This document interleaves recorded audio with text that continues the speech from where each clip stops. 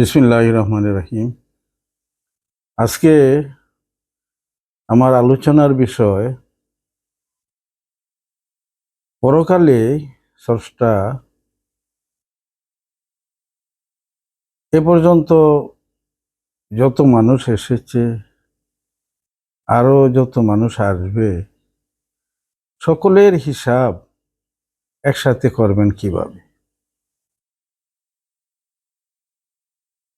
এই বিষয়টি বর্ণনা করতে গিয়ে আমি একটি উদাহরণ দিচ্ছি। কারো যদি একটি মোবাইল হারানো যায় বা খুঁজে না পাওয়া যায়, তখন তার নাম্বারটা জানা থাকলে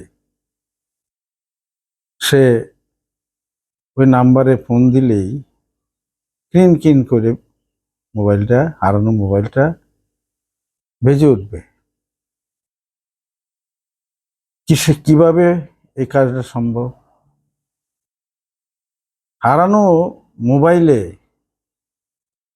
একটি তরঙ্গ তরঙ্গ পাঠানো হয়েছে, যার জন্য মোবাইলটি বেজে উঠেছে।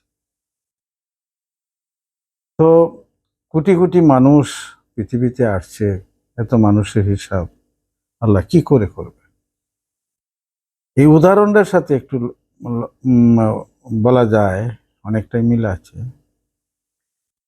আর দুনিয়া মাযরাতুল আখিরাত, দুনিয়া আখিরাতের ক্ষেত। একটি মানুষ জীবনে অনেক কিছুই করে। মানুষের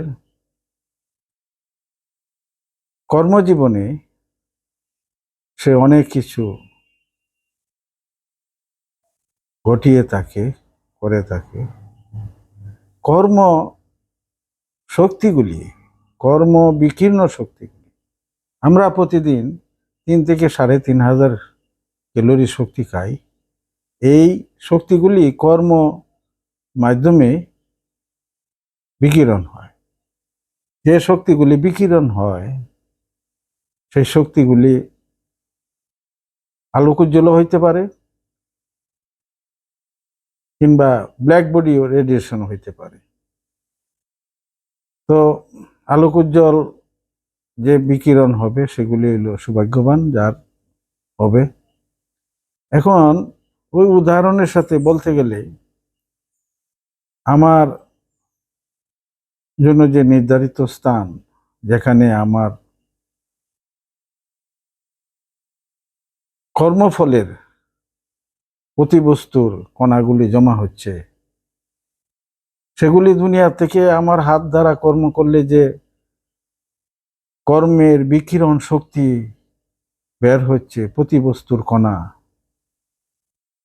সেই প্রতিবস্তুর কণাগুলি সাথে সাথে ওই তার পূর্বের, তার জন্য যে নির্ধারিত স্থান, ওই স্থানে ঢেউকেলে চলে যাবে। যেভাবে একটি মোবাইল একটা মোবাইলকে খুঁজে বাইর করছে, ঠিক তদ্রূপ কর্মের বিকীর্ণ সত্তাগুলি সেভাবেই তার ভবিষ্যৎ স্থান খুঁজে নিবে এবং সেখানে গিয়েই নতুন জীবন দ্বারা গড়ে তুলতে থাকবে। সুতরাং আল্লাহর পক্ষে বিচারের কোনো অসম্ভবের কিছু নেই। কারণ আল্লাহ যে বৈজ্ঞানিক পন্থা, যে সিস্টেম চালু করে রেখেছেন, এই সিস্টেমের মাধ্যমেই আমার কর্মের বিকীর্ণ সত্তাগুলি আমার নির্ধারিত স্থানে চলে যাবে এবং সেগুলি একজনের বিকীর্ণ সত্তা অন্যজনের যাবে না। যেমন একটা মোবাইলের নাম্বার থেকে কল দিলে আরেকটি, যে নাম্বারে কল দেওয়া যায় সে নাম্বারটাই শুধু সচেতন হয়, সতেজ হয়। ঠিক তদ্রূপ ওই বিকীর্ণ শক্তির বেলাও একজনেরটা আরেকজনের বিকীর্ণ শক্তির সাথে কোনো সংঘর্ষ হবে না, মিলন হবে না। শুধু তার জন্য যে জায়গাটা নির্ধারিত ওই জায়গায় চলে যাবে। সুতরাং আল্লাহর পক্ষে বিচার করা কঠিন কিছু নয়, অতি সহজ, এবং এটা একটি বৈজ্ঞানিক পন্থায় নির্ধারিত হয়ে আছে এবং তাই হচ্ছে। ধন্যবাদ।